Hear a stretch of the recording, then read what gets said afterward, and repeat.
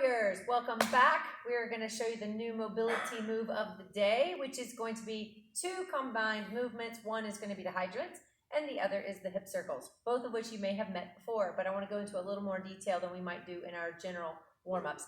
So the first one we're going to do is the hydrant. Both of these positions are going to be from your hands and knees. Make sure that your arms are directly underneath your shoulders with your heel of the hand underneath your armpit. So it's really about a fist width or a hand's width between your hands, knees directly below each hip. You can secure your feet under to curl your toes under for more stability, and I want you to keep your abdominals engaged here for this exercise. Also make sure your elbows stay straight so that you're not allowing your body to collapse and compensate.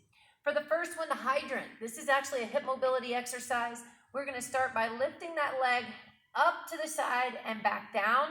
Your range of motion may change based on your ability to use your hip, meaning your mobility of your hip. Somebody that's really tight might only get here. Somebody else may be able to go higher, but what we want to avoid is this. I don't want to get my leg up by rotating my pelvis. It really needs to come strictly from your hip.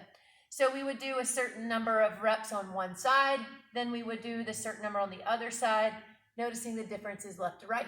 Now that's your hydrant. The second one we're going to do today is your hip circles. Hip circles, we've been doing these in class, but I also want to make sure that you understand that the circle movement really again comes from the hip. As soon as we swing the whole body, we lose the mobility from the hip and it becomes more abdominal driven and shoulder driven. So keep your elbows locked out. We're going to draw a big circle forward. You can do these in any direction or combination as you want. It could be forward, backward, count as one. You could do several forward and then go forward and then go backwards. But the idea is to touch the knee down in the center at each time and really just focus on moving from the hip without any movement through the rest of the body.